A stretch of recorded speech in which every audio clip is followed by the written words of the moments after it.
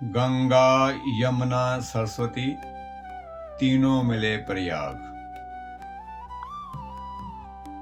नमस्कार, मैं के भारद्वाज, अध्यक्ष माई का मंत्र तालाब से आप सभी श्रोताओं का हार्दिक अभिनंदन करता हूँ और आप सभी से अनुरोध है कि माई का मंत्र तालाब यूट्यूब चैनल, फेसबुक और इंस्टाग्राम को जिन्होंने अभी तक सब्सक्राइब नहीं किया, कृपया सब्सक्राइब करें। इससे धार्मिक और सामाजिक बातें हम करते हैं। तो आज हम एक विशेष दिवस की चर्चा करने जा रहे हैं, जो कि माघ मास का स्नान, पूर्णिमा और जो विशेष इस वर्ष भारतवर्ष में हमारा महाकुंभ चल रहा है उसके बारे में करें।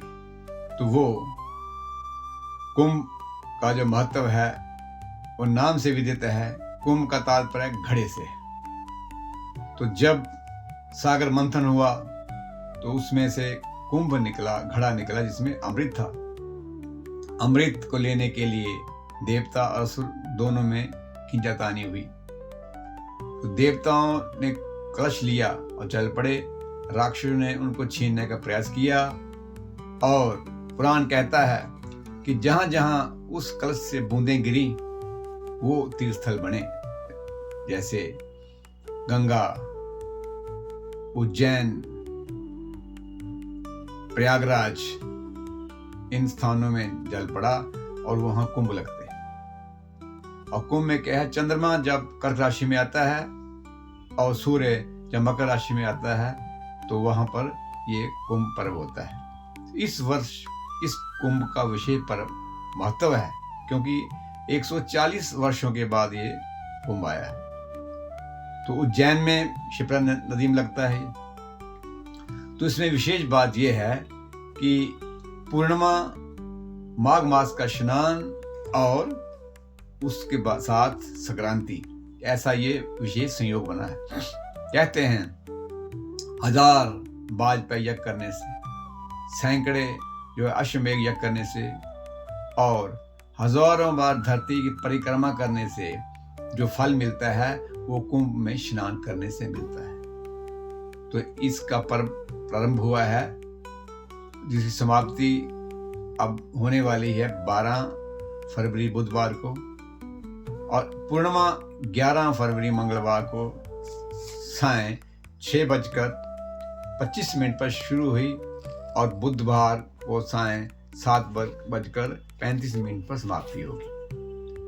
तो महत्व क्या है इसका कि इसमें प्रातःकाल उठें, ब्रह्म मुहूर्त में स्नान करें और पहले गणेश जी, सरस्वती देवताओं का पूजन करें। अपने घरों में जो द्वार शाखा है, अर्थात जो मुख्य द्वार है, उसके दोनों तरफ तोरण बनाएं। तोरण जो है रंगों से हो सकता है या धातु से।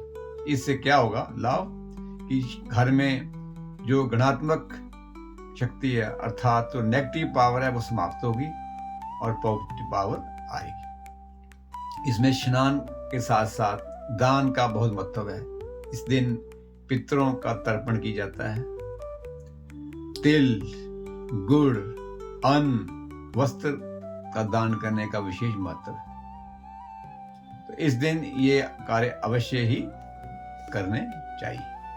और इस कुंभ में ऐसे ऋषि, मनीषी, संत जिनके दर्शन दुर्लभ हैं, उनके दर्शन होते हैं। उनके दर्शन करने से प्राणी के मानसिक, कायिक, वाचिक पाप धुलते हैं और आध्यात्मिक उन्नति आती है, अर्थात पॉजिटिव पावर का प्रादुर्भाव होता है। ये ऐसा विशेष ये कुंभ का पर्व है।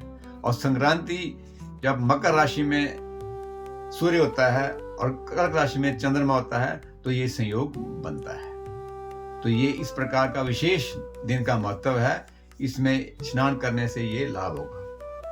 हाँ, कोई प्राणी, व्यक्ति विशेष कारणों से प्रयागराज का स्नान ना कर सकें, संगम का स्नान ना कर सकें, तो त्रिवेणी है, वहाँ गंगा, यमुना और सरस्वती तीनों का संयोग है, ये बड़ा दुर्लभ है। तो उनके लिए शास्त्रों में विधि लिखी है कि गंगा यमुना सरस्वती का जल कहीं से उपलब्ध हो जाए।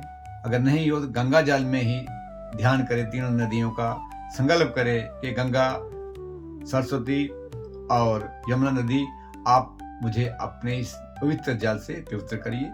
मेरे जो शारीरिक और मानसिक जो पाप है वो धुल जाएं। और मोक्ष के लिए विशेष कहा गया है कि ये जो प्रयागराज का कुंभ है, कुंभ में स्नान करने से प्राणी मोक्ष को प्राप्त होता है। तो दुर्लभ योग है, इसमें स्नान की जाता है। तो घर में भी स्नान कर सकते हैं। उसके बाद ध्यान, स्तोत्रों का पाठ है, शिव स्तोत्र, आदित्य स्तोत्र, गंगा अष्टक, सरस्वती अष्टक और यमुना अष्टक का पाठ करना चाहिए और यथाशक्ति दान करना चाहिए। इससे नाना प्रकार के कष्टों से मुक्ति मिलती है। ऐसा इसका महत्व है जो कि विष्णु पुराण में भी वर्णित है।